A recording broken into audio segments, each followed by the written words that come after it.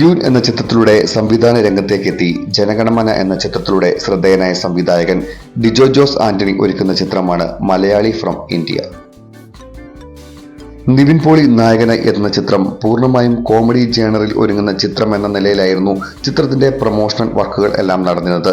എന്നാൽ ഇപ്പോൾ പുറത്തുവിട്ടിരിക്കുന്ന ടീസർ സൂചിപ്പിക്കുന്നത് മലയാളി ഫ്രം ഇന്ത്യ വെറുമൊരു കോമഡി ചിത്രം മാത്രമല്ല, ജനഗണമന പോലെ സീരിയസ് ആയ സബ്ജക്ട് കൈകാര്യം ചെയ്യുന്ന ചിത്രം കൂടി ആയിരിക്കും എന്നാണ്.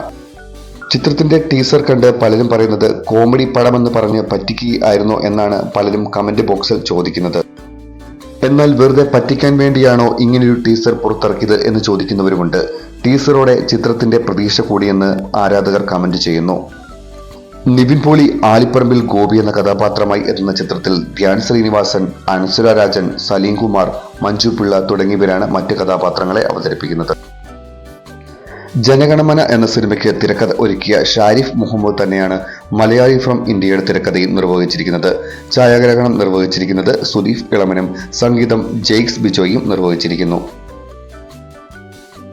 ചിത്രത്തിന്റെ സഹനിർമ്മാതാവ് ജസ്റ്റിൻ സ്റ്റീഫനാണ്. ചിത്രത്തിന്റെ ലൈൻ പ്രൊഡ്യൂസർ സന്തോഷ് കൃഷ്ണനും എക്സിക്യൂട്ടീവ് പ്രൊഡ്യൂസർ നവീൻ തോമസുമാണ്. ചിത്രത്തിന്റെ എഡിറ്റിംഗ് നിർവഹിച്ചിരിക്കുന്നത് ശ്രീജിത്ത് സാരംഗാണ്. ആർട്ട് ഡയറക്ഷൻ നിർവഹിച്ചിരിക്കുന്നത് അഖിൽ രാജചിറയിലുമാണ്.